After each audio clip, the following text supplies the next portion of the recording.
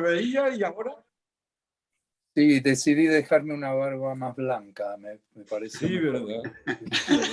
Elegante, más elegante. Qué bien, te da una prestancia así importante. Bueno, vamos a empezar, que son las 8:03, porque en esta ocasión tenemos muchos invitados y os queremos escuchar a todos. En otras ocasiones sí que le pedimos a los espectadores que quiten sus audios y sus cámaras, pero yo creo que en este caso podéis estar, ¿vale? Porque en la pantalla cabemos todos. ¿Vale? Entonces, uy, Anete, que me has desaparecido, que te quedes, eso es. Ya has intuido lo que iba a decir, pero yo creo que es interesante que podamos estar, porque cabemos en la misma pantalla, ¿vale?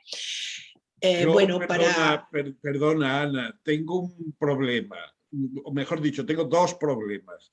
Dos adolescentes en mi casa esperando que les eche de cenar. Lo digo porque te tengo que pedir que no me dejes para el final, porque tengo ese problema, ¿eh? El que manda hoy es Javier Ortega, coordinador. No te preocupes, Juan Luis, que ya sabes que donde hay por... patrón no manda marinero, pero pero te pondremos en el primero de todos. No estabas el primero, pero te voy a poner el primero. No creo que nuestros invitados, en fin, deseen que tus hijos pasen hambre. ¿Verdad que no? ¿Verdad que no? No. Bueno, la hora límite sabemos todos que es las 9:30, es decir, que yo a las 9:30 ¡plum! Y se cierra el canal de Zoom, pero efectivamente... Perdóname, pero a mí me engañaron, ¿eh? De 8 a 9 me dijeron.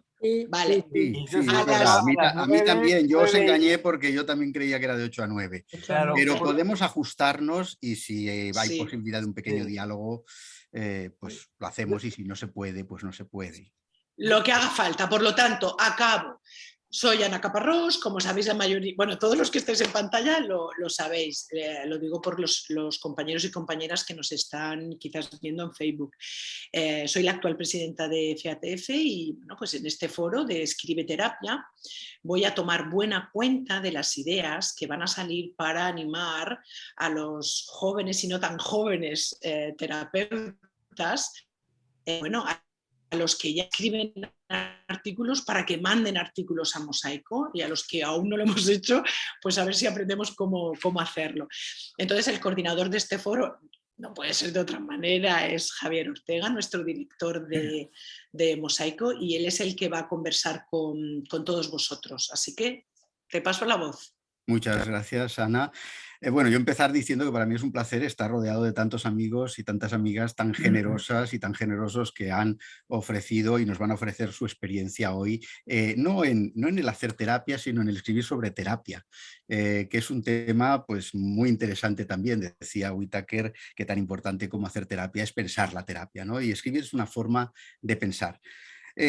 Bueno, quiero daros las gracias por anticipado, antes de que cerremos el día de hoy, por ese generoso ofrecimiento. Ninguno me dijo que no. Alfonsa, que tenía que estar con nosotros por una cuestión de médicos, no va a poder estar y me ha pedido disculpas, pero todos los demás no tuve que insistir y no tuve que hacer otra lista alternativa. Todos ofrecisteis voluntariamente vuestra colaboración y yo de verdad que os lo agradezco. Me toca presentar, no creo que necesitéis presentación porque sois muy conocido, pero yo creo que es de rigor hacerla, y por lo tanto quiero daros de entrada la bienvenida. Y como ha dicho Juan Luis, que tiene adolescentes en edad de merecer, pues lo que voy a hacer es comenzar por él. Un poco la estructura de este foro es muy parecida. Yo quiero preguntaros, por un lado, por vuestra experiencia a la hora de escribir terapia y de iniciaros en la escritura de la terapia, o en la dirección, o en la cercanía a la dirección en algunos casos, ¿no? de revistas terapéuticas. Y por otro lado, pues que nos deis alguna pequeña píldora de cómo podríamos animar a nuestros terapeutas más reacios y que tienen más miedo a la página en blanco a que dejaran de temerlo y compartieran con nosotros un poquito su experiencia y sus conocimientos. Bueno, voy a empezar con Juan Luis, por lo tanto, si os parece, de amplia trayectoria profesional, no voy a ser yo quien la reduzca a unas pocas líneas. Juan Luis es médico, es psicólogo, es psiquiatra, ha sido profesor profesor titular de psiquiatría de la Universidad de Barcelona, es el fundador de la Escuela de Terapia Familiar de Sant Pau y su director. En fin, ha sido todo en la terapia, es todo en la terapia familiar en España, y además pues ha sido el fundador o cofundador de Relates, el que ha movilizado la redacción de la revista Redes y la puso en marcha. En fin, yo creo que además autor de numerosos artículos, prolífico escritor y muy buen literato, también hay que decirlo. Entonces, bueno, Juan Luis, voy a hacerte las preguntas y así dejar que tú te expliques. La verdad es que estaba pensando cómo empezar y lo que quería decirte es que nos tienes muy mal acostumbrados porque eres un escritor prolífico y generoso. Y contigo no pasa aquello que decía Nietzsche de aut libri, o sea, o niños o libros. Está claro que no pasa eso, ¿verdad? Bueno, desde esta experiencia tuya como autor, ¿qué nos contarías? ¿Qué fue lo que te impulsó a escribir libros? Escribir libros sobre terapia, tenías un afán pedagógico, un deseo literario, bueno, ¿cuál era la motivación fundamental? Y como has puesto en pie la revista Redes y has trabajado tan de cerca también con Mosaico y demás, me gustaría preguntarte ¿qué necesidades percibes tú en el mundo editorial de la terapia familiar en español? ¿Cómo estamos en relación a otros países que seguramente tú conoces y otros ámbitos? ¿Y cómo invitarías a la gente a que se arriesgase a escribir? Estamos mucho mejor que en Hungría. Bueno, no, bromas aparte. Vamos a ver, yo para explicar un poco mi afición a la escritura, tengo que hacer referencia a dos cuestiones que me podrían dar un perfil así como muy conservador, pero ¿qué le vamos a hacer? A lo mejor por eso me hice maoísta luego, para compensar. Por una parte, los jesuitas, fíjate, me enseñaron a escribir. Siempre recordaré un maestrillo, que era uno de los jesuitas jovencillos y tal, que me ilusionó mucho porque me abrió perspectivas, porque me dijo que yo podía escribir, me escribió en una composición: ánimo, si quiere puede llegar a ser un gran escritor. Bueno, wow, y yo aquello. En fin, ese ha sido un punto. El otro, también como muy, si queréis, entrañablemente conservador, mi padre. Bueno, mi padre pues era una persona también escribidora, y yo desde chiquito pues lo vi publicar cosas y tal, y, y no solo publicar, traducía del alemán, colaboraba con editoriales y tal, así que bueno, esas han sido dos influencias importantes en mi vida.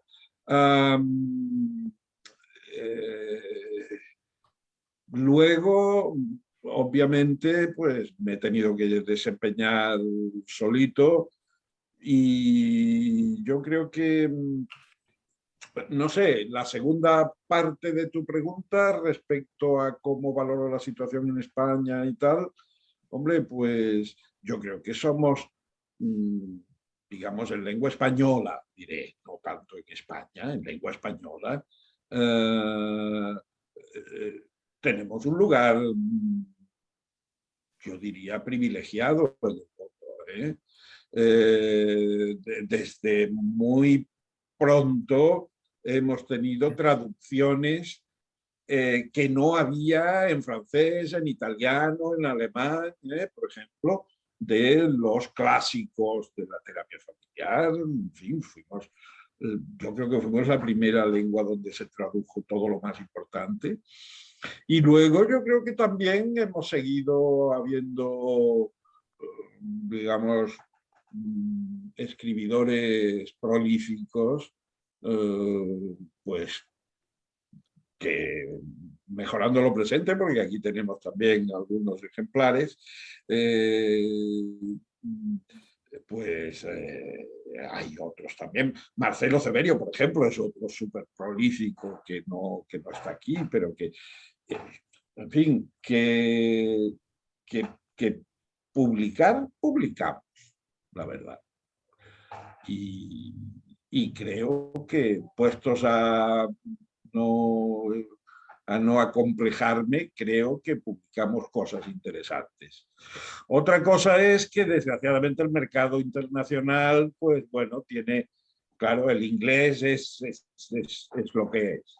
Y parece que si no publicas en inglés, no, en algunos aspectos no eres nadie. Pero en fin, eso tenemos que quitárnoslo de la cabeza, y precisamente Relates, a la que has hecho referencia, tiene por objetivo y finalidad básicamente eso.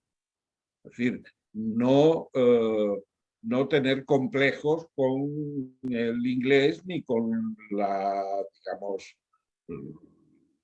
los modelos anglosajones, y pisar fuerte en lo que es una terapia familiar latina y a mucha honra. Y en cuanto a animar a los futuros terapeutas para que escriban, ¿qué consejos les darías?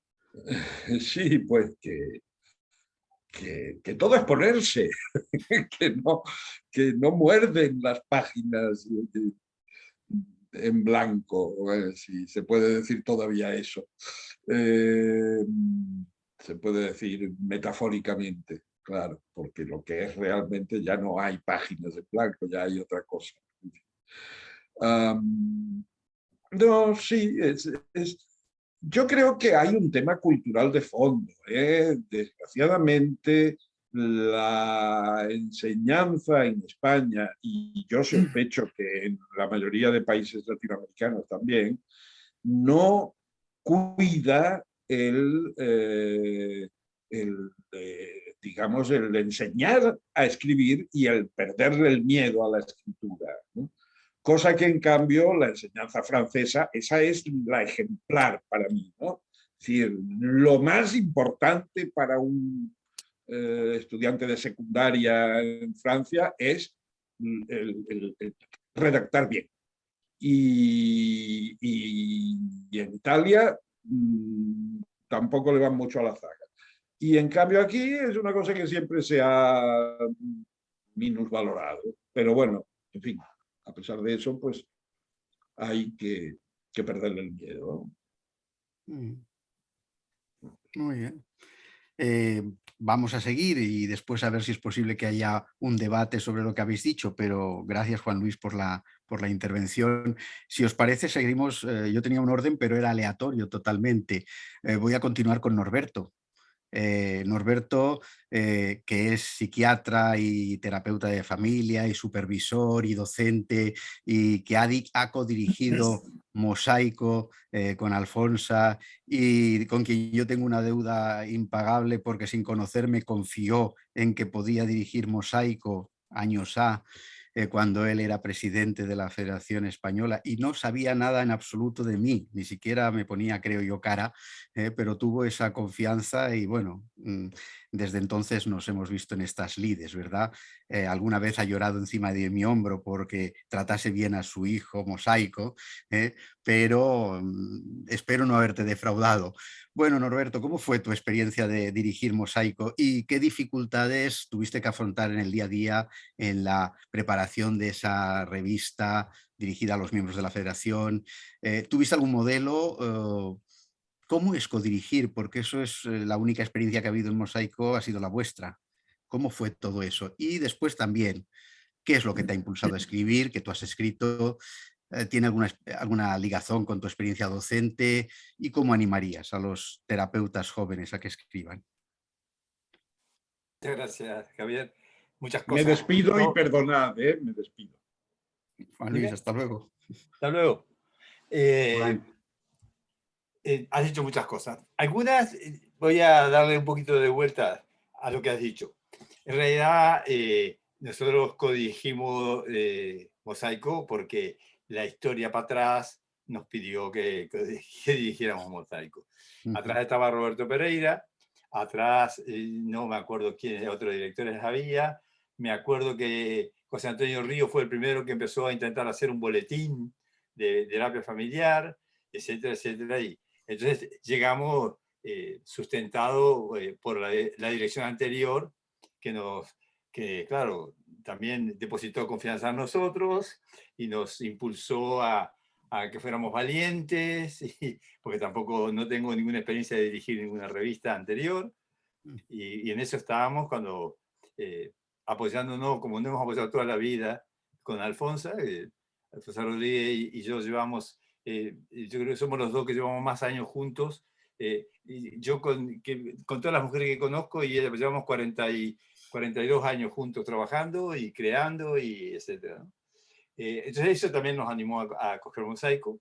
En aquella época pedimos toda la información posible a Roberto, y me quiero estar acordando del nombre de la que en realidad detrás de Roberto estaba llevando todo el trabajo, que nos ayudó muchísimo a nosotros. Mi memoria me falla con los recuerdos de los nombres, pero majísima esta chica.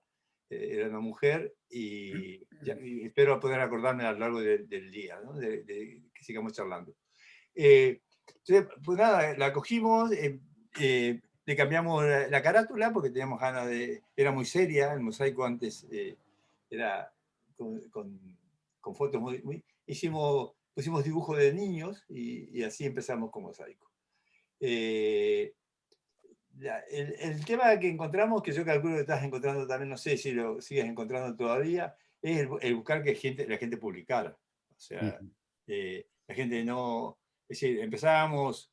Cuando teníamos de los 4 mosaicos, uno de los mosaicos era el Congreso, era la felicidad prácticamente, pues ya teníamos la gente que había escrito artículos y todo, entonces ya...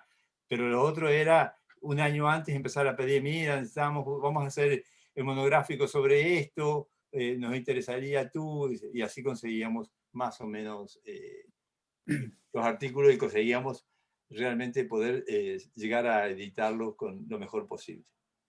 El tema de escribir, que es un tema que calculo que nos compete a todos, pero a mí personalmente me ha costado mucho trabajo escribir. O sea, lo he intentado, y bueno, como decías tú, tengo artículos publicados, capítulos de libros por ahí, dando vueltas, ¿no? Pero el escribir no es un arte fácil. El lunes pasado, me parece, en el periódico El País, escribía un escritor diciendo que en realidad la universidad no da capacidad para escribir, ¿no es cierto? Escribir es un tema, lo tomabas tú antes, es complejo, porque va a depender de muchísimas variables. Yo creo que una de las variables que Juan Luis hablaba, y que yo creo que él la trae de tradición, y que a su vez a él le ha gustado y lo han entusiasmado de jovencito, me parece que hay una cosa media innata, o de las primeras épocas, que hacen que uno escriba, y Juan Luis escribe bien, escribe bonito, y aparte, más allá del tema que esté tratando, ¿no? Entonces, frente a la dificultad de la escritura, lo que yo, buscando, porque me ha pedido mucha gente que escriba, me he defendido diciendo que, bueno, que he escrito lo que he podido, o lo que he querido. Me gustaría mucho más escribir muchas más cosas, pero bueno, el hecho concreto es que he empezado a pensar qué otras alternativas hay para transmitir. Y alguien me ayudó diciéndome que en realidad, con la cantidad de alumnos que han pasado por nuestras manos, ahí estamos transmitiendo de una manera oral.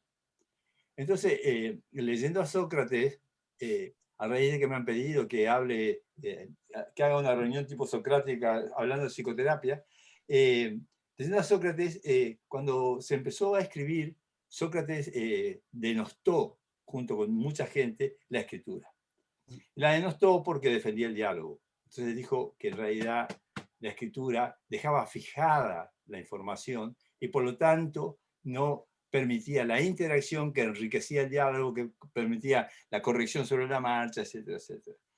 Claro, lo divertido de todo esto, que yo lo conozco a Sócrates porque lo he leído. O sea, quiere decir que si Platón no hubiera escrito nada de lo que Sócrates habló, no hablaríamos de Sócrates. O sea que escribir hay que escribir. Lo que tú dices, hay que escribir. Que escriba. Pero entonces yo tengo una pega con el escribir. O sea, tú me pides que yo apoye y yo apoyo que la gente tiene que escribir. Ahora bien, hay una pega cuando el escritor, ¿no es cierto?, no hace algunas cosas que a mi gusto debería hacer. Bueno, primero todo escribir bien, que eso ya de por sí es una dificultad. Pero además de eso, de escribir bien, la temática es que hay una línea dentro de la escritura que se llama juntar currículum o fantasía de aparecer en negrita. ¿Sabes? Eso me lo decía un compañero mío. O sea, el hecho de encontrar redes. Mi hermana encontró en Buenos Aires la revista Redes con un artículo publicado por mí. Y casi se murió en un kiosco de periódico, ¿no? Ya mi hermano está aquí, ¿no? O sea, el tema de poder escribir, ¿no es cierto? Significa, y para mí tiene dos sentidos. Una es que uno haya podido encontrar algo novedoso, ¿no es cierto? Me acordaba cuando estaba pensando estas ideas de Marcelo Pagna, cuando él dio un seminario aquí en Madrid y nos decía con la mano así, decía, uno recoge lo que anda en lo social y escribe. Entonces, para mí escribir es recoger eso, pero poder escribir algo novedoso sobre lo que he recogido. Porque si no, la escritura se vuelve tediosa. O sea, resumir los 75 años que hay de escrito de terapia familiar para ponerlo en un artículo no es escribir, ¿sabes? Todos recogemos y, diríamos, entre comillas, copiamos, pero necesitamos decir alguna cosa novedosa. O por lo menos ensamblar los conocimientos previos de una manera diferente que pueda ser enriquecedor para el lector. Claro, yo por eso digo, hago propaganda en contra, pero no es propaganda en contra, sino es que nos dé ganas de escribir. Y que nos dé ganas de escribir y que nos dé ganas de leer. Pero de leer. Porque las ciencias naturales lo tienen bastante más fácil que nosotros. Las ciencias naturales se busca una metodología de investigación, se hace una hipótesis, se buscan las variables que se van a investigar y al final se demuestra la hipótesis previa o no se demuestra. Y ese tipo de metodología de las ciencias naturales se puede repetir en otros profesionales que quieran hacer. Hacen el mismo modelo metodológico, hacen la variable tal, y pueden decir, ¿tiene razón fulano de tal o no tiene razón? Nuestro mundo, que es mucho más del histórico-cultural, que es mucho más lai en sentido laxo, es decir, se presta a escribir, ¿no es cierto? Pero tenemos unos competidores un poco serios, que son los poetas y los escritores de verdad. Entonces, si uno lee en la mano derecha a un escritor o un poeta y otro lee a un terapeuta familiar, claro, estos señores, yo sé terapia familiar, estos señores no, son los maestros. Y esto lo decía Freud, en su artículo de Introducción al Narcisismo, pone, leed a los poetas. Entonces, claro, vuelvo a repetir, lo que estoy contando sería lo que me produce a mí dificultades para escribir, porque ojalá yo tuviera la capacidad de poder ser un poeta, escritor y bueno de terapia familiar. A mí me da la sensación que esa es una de las dificultades que tenemos para escribir que se lea y a su vez ser lo más serio posible y enriquecer realmente el conocimiento de nuestro trabajo. Pero como yo vuelvo a la imagen cuando pensaba estas cosas, me acordé de Gregory Bateson cuando le preguntaron que si él iba a ser eterno. Y él dijo que sí, que no le preocupaba mucho la eternidad porque él sabía que iba a ser eterno. Entonces, ¿por qué sabe usted que va a ser eterno? Dice, porque yo voy a estar siempre, ¿no es cierto?, en el nicho ecológico de todo lo que me han leído o escuchado, y mi pensamiento va a seguir, yo voy a ser eterno, aunque no sepan que Gregory Bateson lo dijo, voy a estar en el circuito eterno del pensamiento humano. Claro, vuelvo a repetir lo que dije de Sócrates, él lo escribió, si no yo no lo hubiera leído, ¿no? O sea, entonces hay que escribir. hay que escribir. Yo lo que pediría es que se escriba de forma más novedosa, que realmente que no seamos juntadores de currículum y de la letra negrita, sino que seamos realmente que creamos que aportamos algo. Acabo de ver una familia hace una hora y le decía a mi compañera, le digo, esto tienes que escribir, ¿no?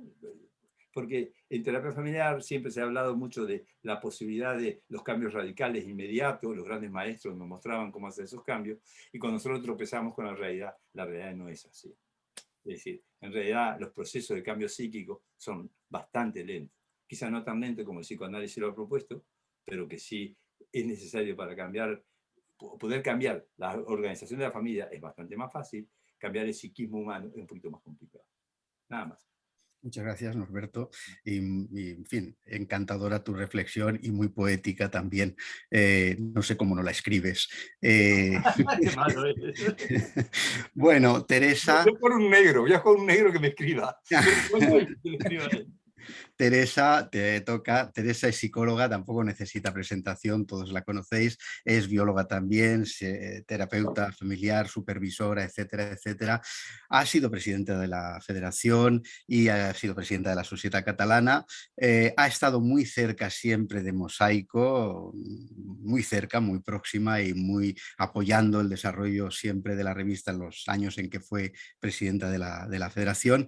Pero también ha sido autora y también es autora de diversas publicaciones, entre ellas la última, un libro en colaboración con Ana Pérez y con Juan Luis Linares sobre las parejas interculturales, ¿no? Teresa, bueno, ¿cómo ha sido tu experiencia como terapeuta que escribe? ¿Cuáles son las motivaciones que te llevan a escribir? ¿Y cómo animarías a los terapeutas a que publiquen, aunque sea poesía? Bueno, yo no he sido una gran escritora porque no he ido a los jesuitas, una mala suerte en este sentido, igual buena para otras, pero en este sentido no me han enseñado a escribir. Y además, mi caso fue un caso un poco, yo creo que tuve un trauma porque yo estudié biología primero y tenía un profesor de genética que me encantaba la genética, que me suspendió un examen que me había ido muy bien. Entonces yo pensé, bueno, ¿cómo puede ser? Voy a hacer la revisión del examen, ¿no? Y este señor, que recuerdo perfectamente su nombre, de esto hace muchísimos años, me dijo, mire, usted ha puesto aquí un por cuando tendría que haber escrito un para. Y usted va a ser licenciada en un año. Un licenciado en biología tiene que escribir bien. Eso me traumatizó porque me suspendió el examen y lo tuve que repetir. Un examen final de genética, que no era cualquier cosa.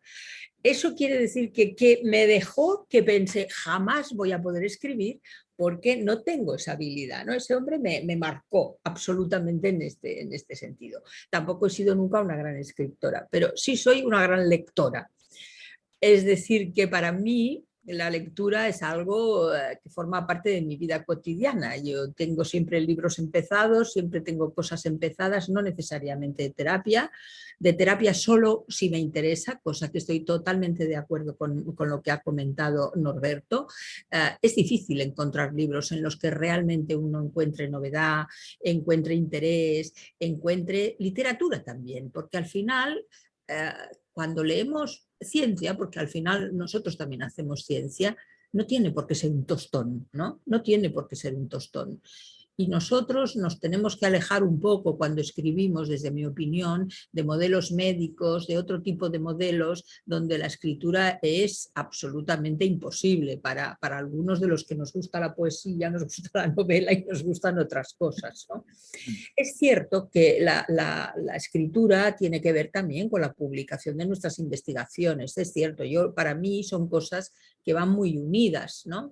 Poder escribir también implica poder investigar. Y este es otro de lo que adolecemos de alguna manera los terapeutas familiares, que nos cuesta también ponernos en investigación rigurosa, seria. Nosotros vemos a los alumnos en la escuela que hacen unos auténticos trabajos muy, muy interesantes, muy bien trabajados metodológicamente, que podrían publicarse y que sin embargo no tenemos bueno, no hay esa tradición, ¿no? Pero para mí también esa es una parte, ¿no? El poder expresar la novedad con rigor, pero de una manera al mismo tiempo contada, ¿no? Con novedad y sin letras en negrita, como decía Norberto, que estoy totalmente de acuerdo con esos artículos que al final no hay quien se los lea, ¿no?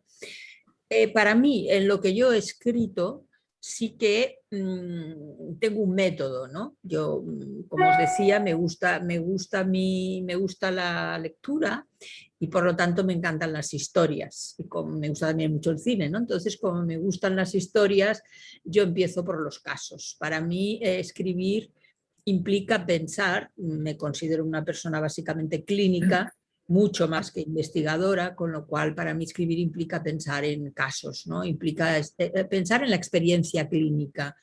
Y la experiencia clínica empieza por ahí, ¿no? Empieza por ese caso que vi ayer, que me ha tocado en algo, que necesito reflexionar acerca de él. Y para mí escribir empieza por ahí. Siempre empieza por mis casos, siempre empieza por mis reflexiones después de esos casos, siempre empieza por empezar a buscar sinergias, ¿no? En los diferentes casos que yo he visto que me puedan dar ideas. Es un proceso completamente reflexivo, ¿no? Completamente reflexivo respecto a lo que hago, respecto a lo que hice, respecto a lo que he leído, ¿no? Ahí están todas las voces de muchos de vosotros y de otros, ¿no? Que están ahí detrás, que las escucho cuando hago ese proceso, ¿no? Por lo tanto, yo cuando tú me decías animar a escribir, pues yo creo que para mí esa es una manera, ¿no? Para los que hacemos clínica y que realmente disfrutamos con eso, por eso no escribimos, hacemos, ¿no?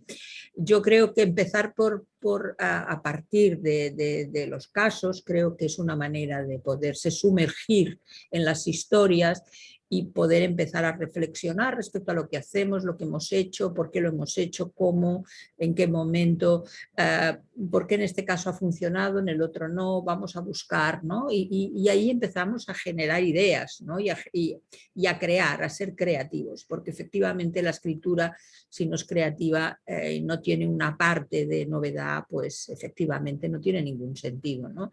Y a veces no animamos, la gente no se anima, creo que también la gente más joven viven en un mundo de muy poca escritura, no leen la mayoría, muchos no leen, ¿no? Hay otros medios de aprendizaje, otros medios de comunicación y eso también lo tenemos ahí, ¿no? Yo creo que antes van a escribir un tema que tenga que ver con una investigación que un libro al uso, ¿no? Al uso de lo que es la escritura. Yo creo que estamos en un mundo cambiante también en este sentido y vamos a ver a dónde va a parar, ¿no? Pero no vamos a perder eso porque, claro, leeros a algunos de vosotros, de los que estáis aquí, a todos los que escribís, más poder gozar de la poesía, de cosas fantásticas, que esto no se va a perder, vamos, porque esto es, yo creo que parte también de nuestro trabajo, que al final cuando trabajamos como clínicos todas esas voces están, ¿no? Y de alguna manera no en vano hacemos algo que también tiene algo de arte, ¿no? También quería comentar que, bueno, tú has hablado de Mosaico y a mí me hace ilusiones decir, ¿no? Que la Mosaico para mí también fue muy interesante porque cuando en la época que yo estaba al frente de la federación, ¿recuerdas, Javier, que la indexamos la revista por primera vez, ¿no? Y convertimos a la revista en algo un poco diferente también, ¿no? De lo que habíamos tenido hasta el momento, la convertimos en algo que no solo era una herramienta de comunicación entre asociaciones, entre socios, entre los terapeutas. Ahora tenemos estas otras, como lo que estamos haciendo hoy, que ya sustituye absolutamente cualquier otra cosa, ¿no? Y nos queda una revista donde nuestros socios pueden publicar sus trabajos y pueden publicar bueno, lo que ellos quieran, ¿no? Y me parece que es una herramienta que no tenemos que perder, la tenemos que promocionar mucho y creo que el hecho de haberla indexado, bueno, también nos llena de orgullo porque, bueno, nuestra revista está en el mundo, ¿no? Y creo que eso también tiene mucho interés. Poco más, deciros que yo animo a mis alumnos a escribir, cosa que yo hago poco, pero sí les animo a ellos y pienso que que hay que estar ahí, ¿no? Y que enseñarles esa magia de sumergirse en lo que hacemos y poderla plasmar, como muy bien decía Norberto, para entender a Sócrates hay que leerlo, y cuando lees lo que Platón dice de Sócrates se te abren puertas, ¿no? Si no están escritas, bueno, igual habrán vídeos en el futuro, no lo sé, pero sí que la transmisión del conocimiento tiene que estar en algún lugar, ¿no? Entonces, bueno, hasta aquí. Muchas gracias, Teresa. Efectivamente se comenzó el proceso de indexación y en eso también seguimos porque nos da más presencia y también sirve para animar a las personas a que elijan Mosaico en lugar de elegir otras revistas para publicar sus investigaciones. Bueno, fue una época, y ha sido y sigue siendo una época apasionante. Alfredo es médico, psiquiatra, fue fundador de la primera revista de la especialidad en lengua española y también ha sido el primer presidente de la Sociedad Argentina de Terapia Familiar. Ha sido docente, ha escrito en español, pero también en italiano. En la actualidad todavía sigue haciendo docencia y bueno, hemos tenido muchas veces el placer de escucharle y seguiremos teniendo el placer de escucharle. Bueno, un poquito la misma pregunta, ¿no? También, dado que tú has conocido el estado de la literatura en Allende el Océano y aquí también, ¿cómo estamos? ¿Cuál es el estado de la producción en la actualidad desde tu punto de vista? ¿Qué nos ha cambiado? ¿Se lee lo suficiente? ¿Los estudiantes leen y escriben lo suficiente o estamos verdaderamente cambiando de época y este es el fin de la galaxia Gutenberg? Y bueno, ¿cuál fue tu experiencia para escribir? Porque también has dejado importantes artículos y un libro interesantísimo, uno en español, en italiano tienes otras cosas también. Bueno, te agradezco, Javier, tu pregunta.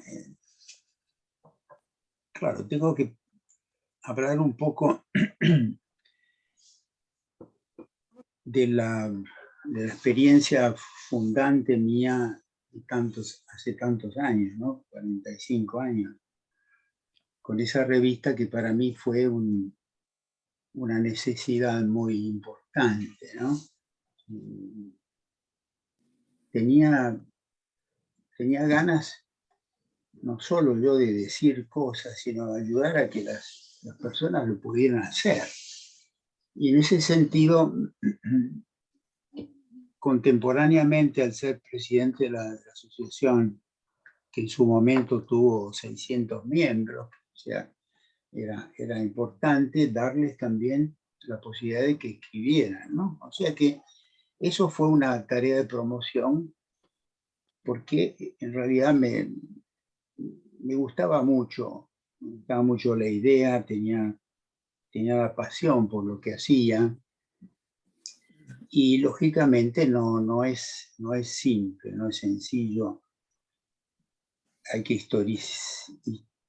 historiar también la situación en esta revista que yo inicié hace 45 años. Fue en un momento muy duro de la sociedad argentina, ¿no? Estábamos en pleno momento de la represión militar, desaparecidos, etc. Y surgió lo que fue llamado la cultura de las catacumbas. Así había teatro que surgía, cine, y también yo creo que esta revista fue como un deseo de vida en un momento en que la muerte nos rodeaba por todos lados, ¿no? Así que son cosas que nacen mucho de una determinación personal. Entonces, eso es la historia mía y bueno. Pero llegar ahora a hablar de los jóvenes es precisamente hablar de que estamos en un cambio de época. Yo me doy cuenta que soy viejo, no porque me siento viejo, sino porque realmente veo que están haciendo una cultura completamente distinta. Los jóvenes no leen, leen muy poco, tienen terror de leer un libro que sea más o menos espeso, y estamos asistiendo, yo creo, también a un cambio no solo de cultura, sino también hay como un efecto en la neuroplasticidad cerebral. Yo creo que están cambiando. Los jóvenes solamente te ven un video que no tenga muchos minutos. No te leen un libro, y si es grande, bueno, tantísimo menos. O sea que el cerebro también de ellos está cambiando. Nosotros somos, bueno, yo soy dinosaurio por razones de edad, pero casi todos nosotros pertenecemos a otra época. Yo no creo que en este sentido podamos ayudar demasiado a los jóvenes.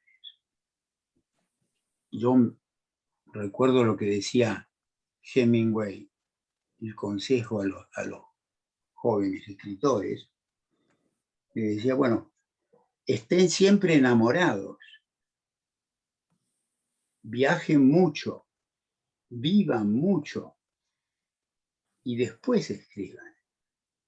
O sea que esto es lo que creo que hemos hecho nosotros con la experiencia clínica, ¿no? Hemos querido decir cosas y hemos tenido la suerte de poder hacerlo. Pero hay que pensar que estamos en un cambio de época y que la época próxima, como decía Teresa, va a ser mucho más centrada seguramente en la convergencia multimediática, ¿no?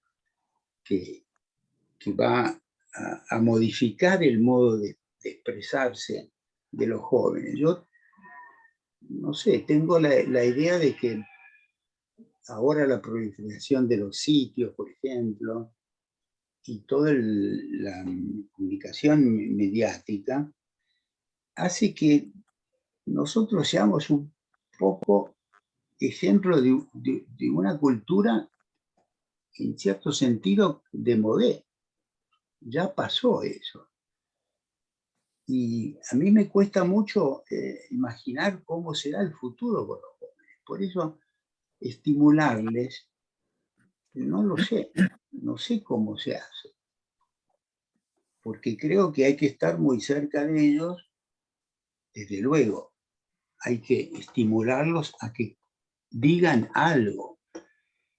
Y si no tienen algo concreto o clínico para decir, caemos un poco en lo que decía Norberto, ¿no? En la cuestión un poco curricular y un poco de la producción científica necesaria para el progreso de la profesión, y etcétera. Pero creo que es difícil hoy estimular a los jóvenes.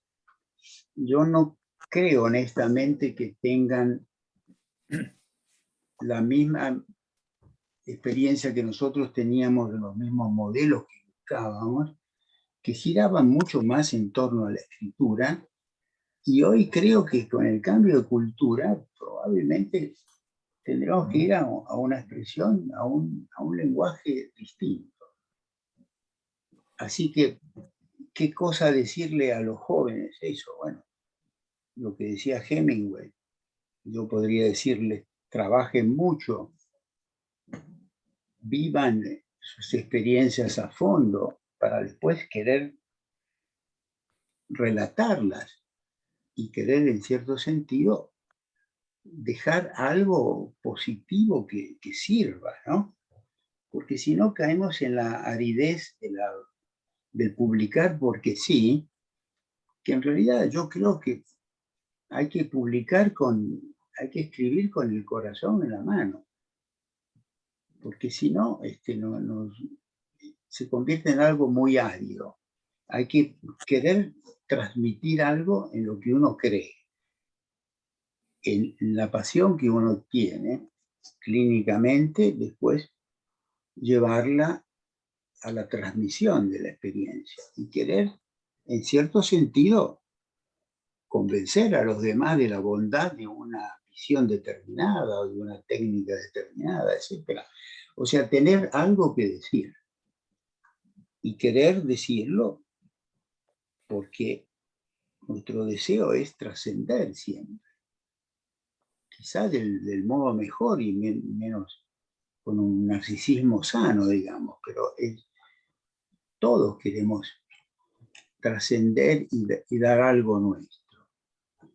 El tema es que, repito, estamos asistiendo a un cambio de época y me resulta difícil imaginarme cómo podremos convencer a los jóvenes, porque, bueno, ellos tienen sus razones, habrá que oírlos y probablemente ellos se transmiten muchísimo con los celulares, con internet, etc.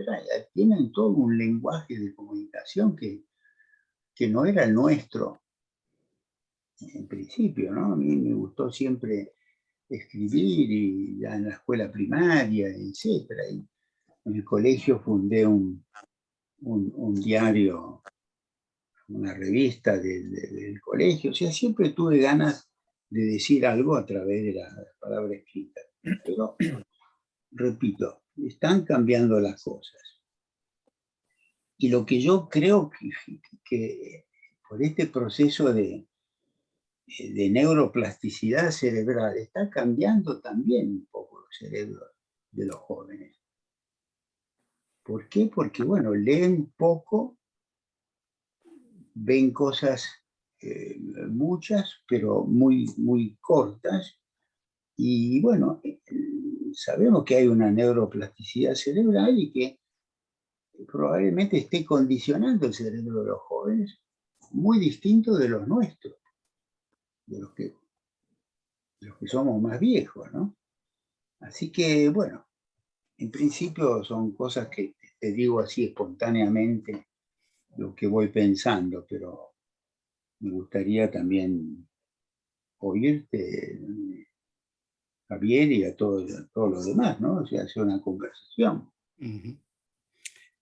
Bueno, Alfredo, sabias palabras sobre las que podremos saber si tenemos tiempo de hablar al final.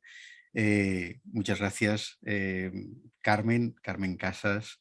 Es doctora en psicología, psicopedagoga, es terapeuta supervisora acreditada, docente por FEAT y FEATF, es docente de numerosos másters universitarios, autora de numerosos artículos. Y el año pasado, creo, ¿verdad?, publicaste un libro, La familia de origen del terapeuta en sesión, moviéndonos entre familias. ¿Cómo fue la experiencia de escribirlo, los retos, las dificultades, los trucos, la necesidad de escribirlo? ¿Qué te motivó y qué respuestas has obtenido de los lectores porque escribir un libro es como lanzar un mensaje en el mar, ¿no? ¿Qué respuestas has obtenido de los lectores que te han podido leer? Y bueno, ¿cómo animarías, por supuesto, a que la gente lanzara mensajes al mar? Lo primero, daros las gracias. Yo no sé si en los ánimos que vamos a dar a los futuros escritores vamos a tener más o menos éxito, pero como yo me considero alumna de todos vosotros, pues, bueno, y he escrito, igual no os ha salido del todo mal, ¿no?, en un principio. Así que gracias, profesores, porque en parte pensar que tengo algo que decir y colaborar con la psicología, pues también se debe a vosotros, sobre todo. Así que muchas gracias.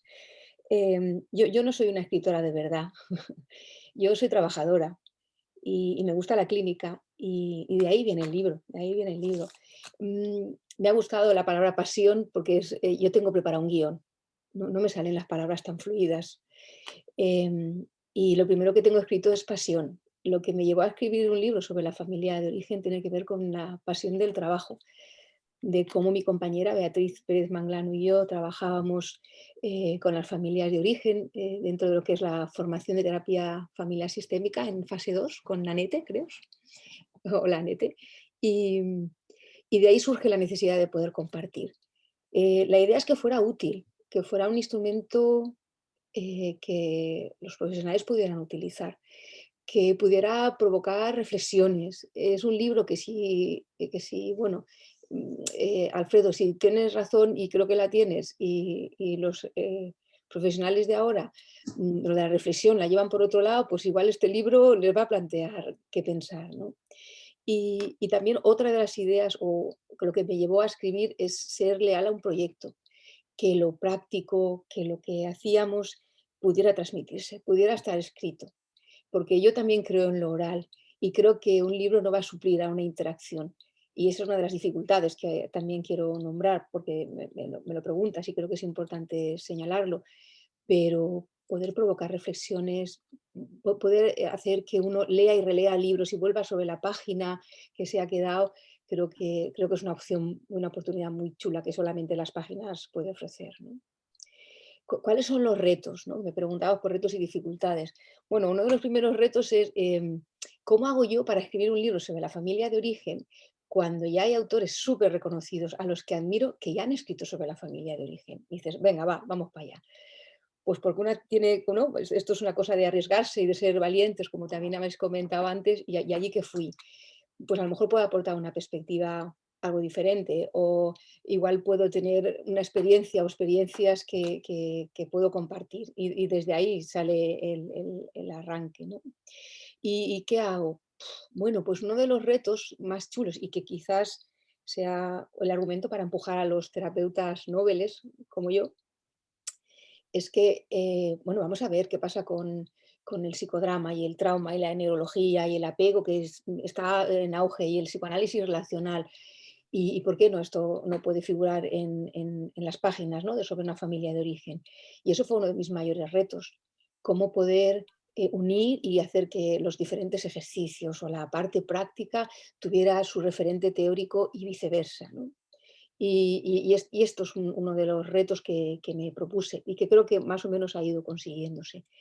Otra de las dificultades es cómo hacer, sin que haya ese intercambio, que las reflexiones que el lector tiene accesibles en las páginas, pues tengan coherencia y que no le resulte muy pesados, y que toque puntos sin necesidad de tener grandes o abreacciones o respuestas emocionales, porque yo no estoy ahí para recogerlos. Está la siguiente página, ¿no? Y eso fue una también de las dificultades, cómo hacer que el libro recogiera o de alguna manera hiciera reflexionar sin ser un libro de terapia, porque no lo es. Es un libro que pretende ser de autosupervisión, que pretende ayudar a los supervisores en la medida que se pueda, o a los profesionales que también hagan talleres FOD, o en la misma sesión, pero no pretende ser un libro terapéutico ni nada por el estilo. Entonces, bueno, cuando yo me planteo ejercicios, preguntas autorreflexivas, tengo necesariamente que hacer esta división, ¿no?, de personalidad. Esto que ahora también se lleva mucho. Vamos a disociarme. ¿Qué haría un lector si leyera esto? ¿Cómo reaccionaría? ¿Qué trabas encontraría? Y ha sido apasionante escribir el libro, porque a veces tengo que tener 3, 4 sitios a la vez mientras que escribía, y esto para mí es divertido, es una forma de aprender estupenda, y no solamente aprender con teorías, es aprender también para la práctica. Es que yo creo que escribir un libro para mí ha significado una fuente de aprendizaje sin parangón, muy útil. Y encima tenía, como decía Teresa, ¿no?, tenía vuestras voces por ahí, voces en forma de libros que me he tenido que repasar, que leer, ¿no? Y a mí me parece que esto es más que estimulante. ¿Y qué he encontrado en los otros? Javier, pues mira, he encontrado una chulada, si me permitís decir, pues una chulada. Pasión compartida, he tenido muchos feedback muy chulos. Creo que es importante retomar otra vez el trabajo sobre la familia de origen, que creo que es importantísimo para ponerse delante de un paciente, una familia. Me gusta, me apetece, tengo como reto montar una red, ¿no?, de profesionales que trabajen desde ahí, que les guste mucho, y vamos a compartir. De hecho, y uniéndome a las nuevas tecnologías, porque yo también soy mayor, pues he generado un blog. Menos mal que tenía a mi hija, y ayúdame a hacer estas cosas porque yo no sé. ¿Y qué pretendo hacer con el blog? Pues invito a profesionales para que compartan familia de origen, compartan sus experiencias o lo que quieran poder decir. ¿Por qué? Porque hoy en día lo del blog se lleva, creo, ahora creo que hay más cosas avanzadas, pero ahí estoy. Y porque un folio, folio y medio les llega una lectura rápida, no pueden estar con un tocho así de gordo, pero a lo mejor eso provoca el libro gordo, provoca el siguiente libro, ¿no? Que puedan leer a través de una página, página y media, que puede producir curiosidad. ¿Cuál es la reacción también que tuve, que me apetecía mucho compartir con vosotros?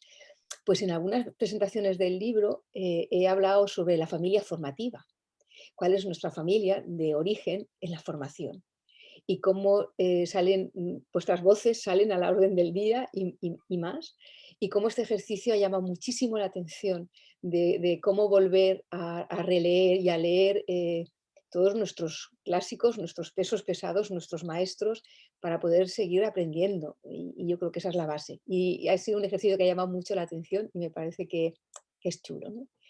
Y cómo empujaría, ¿no? Yo voy estructurada aquí. ¿Cómo estructuraría? Primero, porque creo que leer y escribir, sobre todo escribir, hace que nos cuestionemos. Cuestionar ideas que ni siquiera nos hemos planteado porque es lo que hay, es lo que funciona, cómo lo hacemos. Plantearnos la práctica y reformular. Y yo creo que en nuestra profesión o nos reformulamos constantemente y nos replanteamos constantemente, o realmente no podemos ayudar a las familias como se merecen, ¿no? Y el otro empuje es, jolín, ¿cómo no podemos compartir algo que vivimos, que nos apasiona, que pensamos que ayuda, que es útil? Claro, pero como decíais, ¿no? Si no se escribe, no se puede leer y no se puede compartir. No es una experiencia solamente de me ha salido esto o he pensado. ¿Cómo llegar a la gente o a mayor medida a más gente? Es escribiéndolo, ¿no? Y en este caso el libro es autoconocimiento, de cierta forma, y autoconocimiento es implicar una revisión de sí mismo porque somos instrumentos de trabajo, sí o sí. Así que creo que escribir y sobre todo tener algo que decir, de reflexión, para mí incrementa grados de libertad en los profesionales y desde ahí empujaría. Claro, yo creo que es una responsabilidad, ¿no? Más allá que de un gusto o un placer escribir. Y lo dicho, yo no soy escritora, soy currante. Así que nada, pues muchísimas gracias. Muchísimas gracias. Muchas gracias, Mari Carmen, por estas palabras también repletas de la sabiduría experiencial de tener que escribir un libro. Vamos ahora ya a Marcelo y después a Claudio, que será quien cierre este recorrido. Marcelo es la persona que no necesita presentación, psiquiatra, psicoterapeuta, terapeuta familiar, con una amplia experiencia clínica, un autor prolífico también, un teórico que ha ampliado su mirada a otros ámbitos que no son estrictamente solo el clínico, epistemología, teoría crítica, filosofía, en esas experiencias que hoy en día se dan en llamar transdisciplinares y que significa, bueno, pues el recoger conocimiento de numerosas fuentes, ¿no? Ha sido también y es miembro de consejos editoriales de numerosas revistas, ha publicado en bastantes idiomas y por lo tanto es un honor también tenerle hoy aquí con nosotros. Marcelo, ¿qué te llevó a escribir y te lleva aún a escribir terapia en un mundo de consumo tan rápido y tan feroz que los libros duran poco tiempo de vida porque ya viene otro a sustituirlo? Y desde tu experiencia, ¿cómo se puede ayudar a que la gente haga contribuciones escritas? Gracias, Javier. Un gusto estar acá con toda la gente, todos conocidos. La verdad que con esta actividad me metiste en un problema, pero es lo mío, meterme en problemas me encanta. Así que lo que hace años, creo que esto vale la pena comentarlo, porque entiendo que hay una cuestión de larga data de las publicaciones de nuestro campo en español de no tener suficientes contribuciones, ¿no? Y de allí viene el querer invitar, facilitarlo, empujar a la gente a escribir y demás.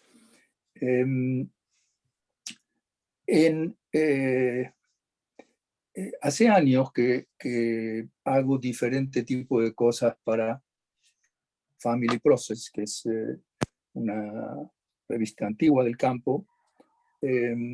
Y no digo esto porque siempre hay resquemores, bueno, el inglés, pero el inglés no tiene que ser el modelo y demás. No lo digo para que sea el modelo, pero sí lo digo porque es una revista que no tiene el problema de falta de contribuciones, ¿no?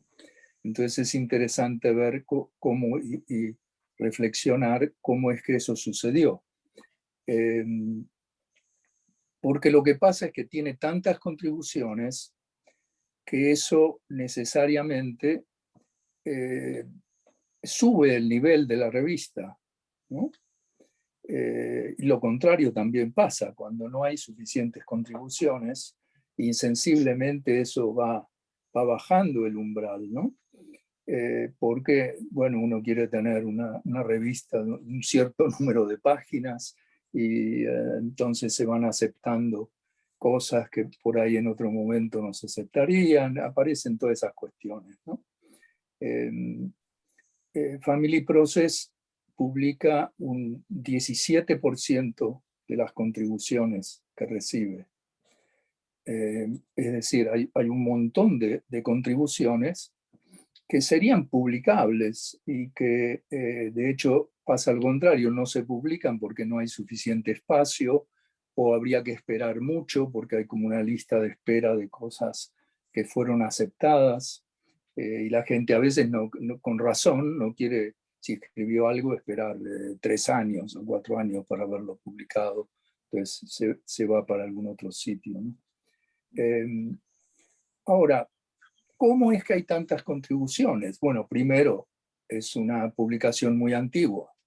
Es una publicación que tiene prestigio, el prestigio es atractivo, llegan contribuciones de todo el mundo aparte, ¿no? Incluso de gente que escribe en español. Y se han hecho para facilitar las cosas, de algún modo, propaganda para que gente que escribe en otros idiomas, en español, en árabe, etcétera, mandara sus contribuciones, ¿no? En turco también. Y lo que sucede es que esta revista se publica acá en los Estados Unidos, donde la gente tiene bastante entrenamiento en escribir. La gente que estudia, obviamente, ¿no? Que empieza en general en la escuela secundaria, pero que cubre prácticamente a todo el mundo en la universidad, ¿no? Entonces, lo de la educación para escribir es muy importante, ¿no? Porque hay esta discrepancia a veces entre el atractivo de, bueno, verse, como decía alguien por ahí, en Norberto, creo, en letras de molde, ¿no? Como se decía antes, y por otro lado, la necesidad de tener una cierta educación para escribir, ¿no? Y aparte, ¿para qué tener una educación para escribir? Básicamente, una educación para escribir sirve para aprender a pensar, no porque haya un solo modo de pensar, pero hay ciertas cosas en el pensamiento, en cómo pensamos los humanos, que se pueden reconocer ciertos patrones que son útiles, ¿no? Aprender a reflexionar y aprender a pensar no es pensar en términos abstractos, es pensar en general, es no repetir, es usar la tradición y al mismo tiempo respetuosamente desviarse de las tradiciones, ¿no? Es todo eso. Y eso requiere una educación. Parte de la educación para escribir es, por cierto, leer, ¿no? Pero leer cuando estamos hablando de una disciplina como la nuestra, es muy importante que no es solamente leer cosas de la disciplina, ¿no? Es leer cosas que están por afuera de la disciplina. ¿Por qué? Porque ayuda justamente como alguien decía por ahí, no estamos escribiendo sobre química, ¿verdad? No estamos escribiendo sobre física, estamos escribiendo en el campo de las disciplinas sociales. Ni siquiera las llamo ciencias sociales porque no está claro hasta dónde las ciencias son ciencias y aparte no todo lo que se publica en nuestro campo tiene que ser científico, aunque también está ese atractivo de, bueno, escribir un papel científico, ¿no? un artículo científico. Entonces, está esa necesidad de tener esa educación. Una cosa importante es que la gente aprenda en los cursos de formación, ¿no? Hay muchas escuelas. Hay escuelas que sí piden una tesina o cosas de ese tipo, pero no todas. Es importante que se haga el que la gente escriba ensayos, ¿no? Ensayo, como la palabra lo indica, nunca son definitivos, ¿no? Son ensayos, son cosas que uno hace para irle tomando un poco la mano a contar lo que hizo y seguro que en el proceso de escribir lo piensa de nuevo. Entonces ese es el valor que tiene realmente, ¿no? Otra cosa importante es que mucha gente, como parte de esta educación para escribir, se beneficiaría de tener los revisores, que en general uno los tiene después de mandar una contribución, antes de mandar la contribución, ¿no? Y se pueden hacer cosas en ese sentido. Por ejemplo, se puede pedir rotativamente a miembros de una sociedad que se propongan como voluntarios para ser una especie de comité de apoyo para artículos futuros, ¿no? Diciéndole a la gente que entrar en el proceso que ese comité ayude no les garantiza que van a ser publicados, ¿no? Pero sí les garantiza que van a tener una educación en escribir, en poner sus ideas, en pensar sus ideas. Hay muchos artículos ahora que se escriben que son artículos que terminan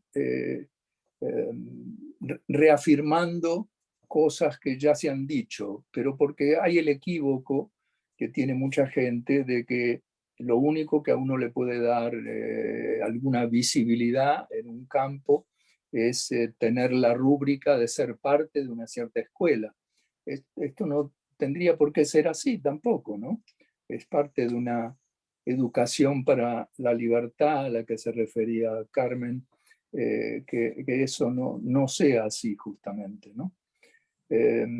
Entonces, probablemente lo que traía Alfredo es muy cierto, no sabemos cuál es el lugar que va teniendo la escritura en la gente joven, que nuevas cosas aparecen, pero todavía en la mayor parte de las universidades del mundo hay un lugar importante para leer, para escribir, para ensayar. Creo que eso es lo que se tiene que hacer. Esa educación para escribir no siempre es formal. Mucha gente la ha tenido informalmente, ¿no? Hay gente que, Juan Luis comentó lo de los jesuitas, otros lo hemos tenido, yo porque me chupé 6 años de estudiar latín, que me hacía sufrir mucho, y 8 años de francés, que es una lengua muy de amar la escritura. Entonces fue semi-formal, semi-informal todo eso, aparte de la biblioteca de mi padre y todas esas cosas. Entonces esas mezclas son importantes y es muy importante también repetir lo de antes. No se puede en general hacer contribuciones si se lee solo la disciplina de uno, ¿no? Sobre todo en una disciplina como la psicoterapia, ¿no? Es muy importante el ver Netflix, pero después pensar en Netflix, no solamente para comentarle a los amigos, esta ya la viste, y ir al teatro, las artes, todo eso, ¿no? En nuestro caso es muy importante. Y la mayor parte de la gente, cuando uno amplía así las referencias, hace ese tipo de cosas, pero no se le ocurre que esas cosas que hace pueden ser utilizadas después en trabajos como el nuestro, ¿no? Siempre que uno piense las relaciones, por cierto. Y para pensar las relaciones hay que tener una cierta educación, ¿no? Es lo único que se me ocurre sobre esto. Bueno, Marcelo, muchas gracias. Es una contribución muy interesante, como todas las tuyas. Vamos con el último invitado, Claudio Deschamps, que tiene también un importante currículum. Es psicólogo, psicoterapeuta, supervisor, formador a nivel tanto nacional como internacional en universidades de Europa y de América. Durante muchos años fue el alma de la revista Perspectivas Sistémicas. Ha sido también autor, compilador, traductor, editor científico de artículos, por lo tanto, creo que es un buen broche de oro a esta interesante conversación. Yo, Claudio, me acuerdo todavía de aquel formato de periódico que tenía Perspectivas Sistémicas con el que tan encariñado estaba, y yo todavía guardo algunos ejemplares con mucho cuidado y de vez en cuando los releo y me río con los chistes, pero me encantan las entrevistas, me encanta cómo se trabajó en aquel momento, y la verdad es que me da muchísimo placer abrir esos números antiguos, ¿verdad? Que no han pasado de moda, que están ahí con muchas cosas que todavía pueden ser útiles. Una vez escuché en una entrevista que te hicieron que siempre te había gustado iniciar algo y luego continuar adelante. ¿Cómo fue esa experiencia de editar Perspectivas Sistémicas y sacarla adelante durante, creo que 20 años como mínimo, ¿verdad? Una revista académica, tan poco académica, pero con tan importantes colaboraciones. ¿Y cómo conseguías todas esas colaboraciones? ¿Qué nos puedes aportar a los que todavía estamos en esta brecha, en esta brega de invitar a la gente a escribir? Tienes apagado el micrófono, tienes el micrófono cerrado. Por la tecnología, me costó incluso acceder, así que bueno. Pero más allá de eso, gracias por tus palabras, y eso es lo que decía, y bueno, encantado de haber escuchado a todos los colegas, todos conocidos, admirados, y muchas veces han contribuido, han participado en la revista y hemos intercambiado de múltiples maneras. Así que sí, claro, fue una aventura apasionante, ¿no? Yo lo tomaría así, mucho trabajo. En todos los países es una aventura, es un trabajo grande. En Argentina tiene algo ¿no? Tiene algo de inconsciencia, porque hay que hacer hay que tener en cuenta muchas cosas que poco tienen que ver con la escritura y simplemente, ¿no? para poder lidiar con crisis de todo tipo que seguimos teniendo. Y creo que esa característica argentina, que sigue exactamente igual,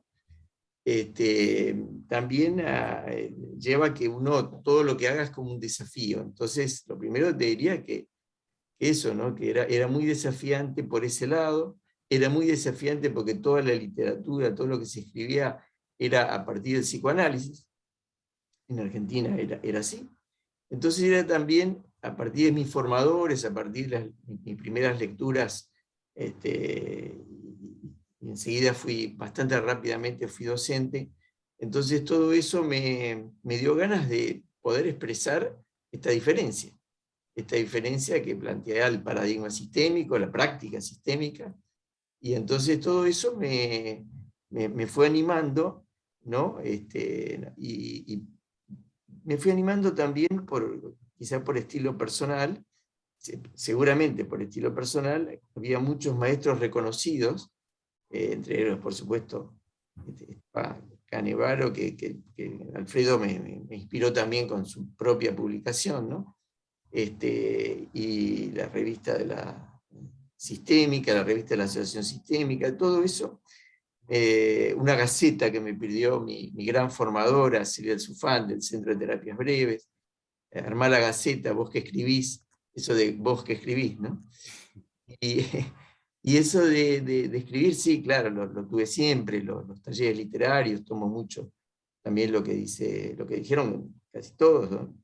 Sí, todos diríamos que uno ya era lector, efectivamente, uno ya era lector de novelas, de esto, del otro. Hablaba de la tradición Marcelo francesa, ¿no? Bueno, yo me crié en ese marco con mi mamá y después con el Liceo francés, ¿no? Entonces, cuando uno escribía para el bachillerato francés, tenía una relativamente buena nota y sin embargo estaba todo rojo de marcaciones y correcciones, porque había mucha exigencia sobre eso. Entonces uno aprendía a escribir, y en castellano también, ¿no? Pero había algo como, había que corregir, había que editar, y eso me sirvió mucho para la revista, porque, no, es decir, cuántos artículos, o sea, los autores, algunos saben, la mayoría no, porque algunos ni, por supuesto, yo tenía que cuidar de no cometer errores cuando lo transcribiera o lo imprimiera, pero en otros casos por ahí teníamos que pasar 3 horas, 4 horas para un artículo, ni digo una entrevista, saquemos la entrevista que lleva una edición, pero artículos que nos llevaban muchas horas, porque había un contenido interesante, pero que había que corregir muchas cosas, y valía la pena. Que ese es otro tema que traigo a colación y tomo también, me gusta esto de los revisores de cuenta, me gusta de los revisores de cuenta y los revisores literarios, de revisar, de poder editar y tener, digamos, quizás los editores, y yo sé que eso da mucho trabajo, tener el ánimo de animar también, es tener el ánimo de corregir, ¿no? Porque hay algo valioso que simplemente hay que limpiar un poco, hay que, ¿no? Editar, y la verdad es que vale la pena, y en ese sentido sí, todos estos años fue un gran desafío, y si bien efectivamente yo quería, como dije, hacer algo como fueron cátedras que dirigí, pero que después dejé a cargo a otras personas porque quería que otros siguieran, en este caso venía muy bien con mi temperamento, porque siempre el número siguiente terminaba el número y ya está. Estaba en los kioscos o volando por correo, ¿no? En la época usábamos el correo, ¿no? Entonces tenía que ya estar en lo nuevo. Y eso me desafiaba. Y creo que como conseguía, creo que porque fui transmitiendo esta posibilidad, entusiasmo de una revista que podía tener un paper, que podía tener un artículo científico y podía tener una reflexión, ¿no? Más ligera, más valiosa, Le Nouvelle, ¿no? Las francesas, ¿no? Esa cosa de poder escribir algo, o un caso, o tantas cosas, ¿no? Ni hablar de las entrevistas. Y también me acuerdo haber, en mi búsqueda de autores interesantes, de editores, estoy hablando ahora, Richard Simon, el de Family Therapy Networker, me sirvió mucho. Tuve una charla con él, lo fui a buscar a Washington, tuve una charla con él, y porque admiraba mucho ese estilo ágil, y una brillante revista, y lo otro era, bueno, por supuesto, una revista de esta característica, la aventura de buscar financiación. ¿No? Y fue interesante porque hubo confianza en muchos de los centros argentinos y también algunos del exterior, pero sobre todo argentinos, de brindarme un montón de publicidades cuando la revista ni era conocida ni había salido. Y yo esa confianza la traduje en responsabilidad, me dio una enorme responsabilidad que confiaran en mí. Por eso también hubo mucho estrés, además del gusto de hacerlo, y mucho trabajo, ¿no? Entonces, y siempre, y en cuanto a animar, yo creo que también está en mi temperamento, siempre animé, me parece, coincido plenamente, que tiene que estar en la formación esto. Además, ¿no? Ahora, en esa formación, por más que animemos y todo, la formación anterior, que también se refería a Marcelo, yo le doy mucha importancia, porque evidentemente, ¿no? Hay algo que, esto de relacionar, lo sistémico es relacionar, nosotros nos gustaba, nos sigue gustando en la clínica y en la manera de pensar, hacer relaciones, ¿verdad? Las dinámicas relacionales y todo eso, nosotros, ¿no? Entonces, toda esta cuestión de poner un artículo o armar un número que tuviera temático, digamos, tuviera esto, pero también en ese mismo número temático tener la libertad, y eso lo usé mucho. La libertad es terapéutica, fue el primer título de la revista, ¿no? Entonces, a partir de un artículo de Marcelo Sebelian, y así fue como, ¿no? Como creo que los demás, los grandes maestros internacionales y nacionales, me tuvieron confianza. Yo lo valoro y lo agradezco mucho. Y yo traté con mucho cuidado, siguiendo a un gran maestro, también podría estar obviamente en esta mesa, incluso reemplazándome, como Carlos Slutsky.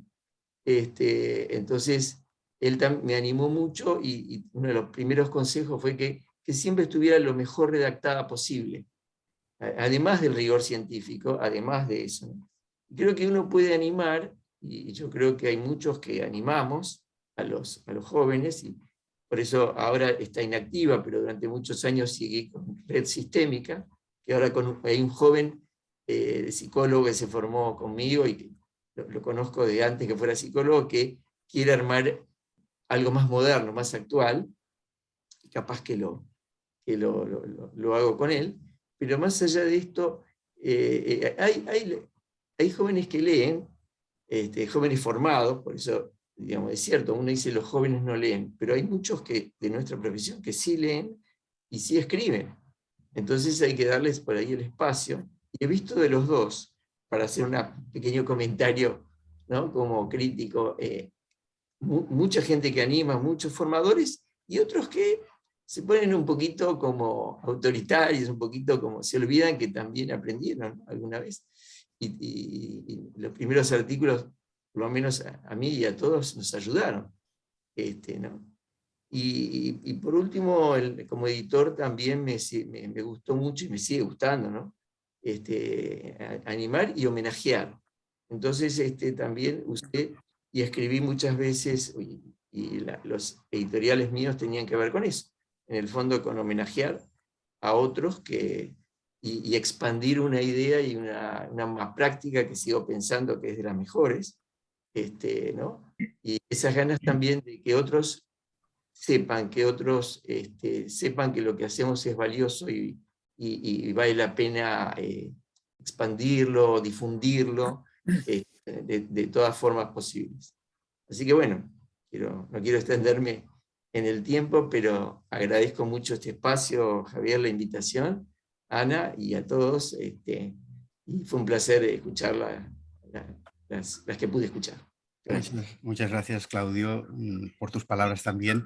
Yo quisiera abrir 5 minutos los micrófonos para terminar abusando ya totalmente de vosotros y que la gente pueda decir la suya, pero quiero terminar primero agradeciendo, porque creo que es de rigor agradecer, y luego repitiendo algunas palabras que han ido saliendo: pasión, reflexión, libertad, método, poesía, trabajo, corregir, revisar, desafío, entusiasmo, confianza, homenajear. Yo creo que estabais hablando de la vida. No sé si hablabais de las revistas, pero hablabais de la vida, ¿vale? Voy a abrir los micrófonos y que la gente que quiera intervenir, que pueda intervenir. Muchas gracias. Yo voy a pedir retirarme porque hoy es mi aniversario del último trasplante y el riñón me lo dio mi mujer y me parece que se merece que nos fuéramos a cenar ella y yo con alegría. Lo siento muchísimo, la verdad, a las 10 de la noche tengo una mesa y lamentablemente no me puedo quedar. Muchísimas gracias a todos y me ha encantado estar con vosotros, ¿eh? ¿Vale? Un abrazo, hasta luego. Un abrazo. En el mismo sentido, me van a tocar el timbre un paciente, entonces voy a tener que interrumpir. Sería bueno que lo viéramos entre todos, pero bueno, tendría que haberle avisado. Así que si apenas toca el timbre, ya me Muy estoy... bien, Claudio, tranquilo. Gracias. El que quiera decir. Mira, Sara levantó la mano. Vamos a escucharla a ella. Quedan 3 minutos, ¿eh? O sea que Vale. ¿Se me oye bien? Sí. ¿Se me oye? Sí. Vale. Sí. No, yo quería comentar, utilizando una anécdota que ha contado Teresa sobre el tema de una pequeña partícula que puede cambiar el sentido de una frase y hacer suspender un examen. Yo he reflexionado mucho últimamente sobre el tema de la escritura y demás. Algunos sabréis que estoy metida, hay alguien de Macroscopio por aquí, que estamos metidos en un proceso de escritura y eso. Y me gustaría introducir una idea, porque habláis mucho de los jóvenes de ahora ya no escriben, ¿no?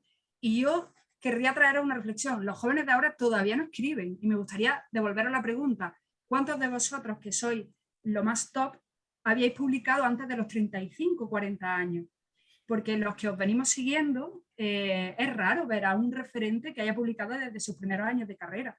Entonces, vamos a pensar que los jóvenes de ahora todavía no se sienten empoderados y fortalecidos como para escribir, ¿no?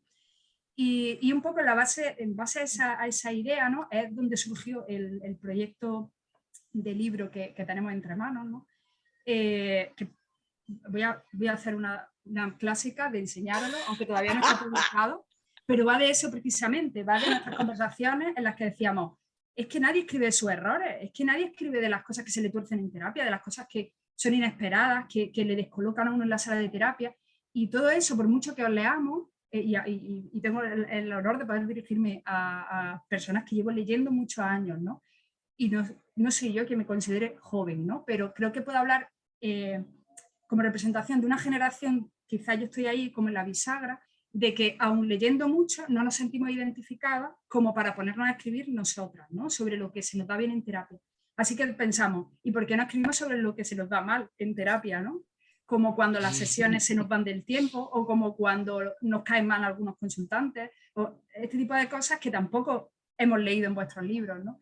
Entonces, cuando, por concretarlo en algo práctico, creo que animar a una persona que escriba no es suficiente si sigue habiendo como una brecha importante entre los que escriben y los que leen. Yo creo que crear espacios de conversación y de escritura a lo mejor colaborativa, como estamos haciendo nosotras en Macroscopio, en la que, por cierto, la gran parte de que esto funcione es que nos leemos la una a la otra y nos vamos dando feedback desde el principio. O sea que un espacio para compartir los borradores yo creo que es crucial, y un poco más de comunicación entre unos y otros, porque si no, siempre vamos a estar esperando a tener algo digno que escribir. Y yo creo que la clave está en escribir eso que decíais, ¿no? De un ensayo, de a mí se me está dando en este momento de mi carrera profesional, se me está dando así. Entiendo que a vosotros se os dé de esta otra manera, pero para llegar ahí hace falta quizá verlo como un proceso y no esperar a que una tenga algo súper importante que decir. Sara, nos quedamos con tu reflexión crítica, pero también esperanzada, ¿eh? Sí. Y ese es el puente que se ha de tender entre diferentes generaciones. Bueno, yo creo que ya hemos llegado al tiempo. Ana, si quieres cerrar. Yo os invito a todos los que habéis participado a que escribáis para Mosaico, que tenéis las puertas siempre abiertas para ello. Anet quería levantado la mano, no sé si querías decir nada, ¿no? Aplaudido. Aplaudido, gracias. Aplaudido. Yo os agradezco de verdad que hayáis hablado tan desde el corazón y desde la experiencia, porque creo que a veces eso se olvida en estas charlas que tenemos, ¿no? Y ahí nos toca la cosa, nos toca la cosa a través de lo emocional. Ana, cierra tú, por favor. Sí, yo solo concluir diciendo que desde Federación vamos a hacer lo posible, no solo por animar, ¿no? Sino por ayudar. Es curioso que antes de empezar el foro habíamos estado hablando de una posibilidad de tarea práctica, y creo que Marcelo ha dado ahí unas pinceladas de lo que habíamos estado hablando. Entonces volveré a ver este vídeo pues para quedarme efectivamente con cómo pasar esta conversación a ese compromiso práctico que desde FEATF y en mi nombre y en el de mis compañeros pues que firmo, que ratifico. Gracias a todos, buenas noches y nos vemos en el siguiente. Gracias. Muchas gracias. Adiós, buenas Gracias. noches. Gracias a Chao. todos. Adiós, adiós. Hacen bien. Gracias.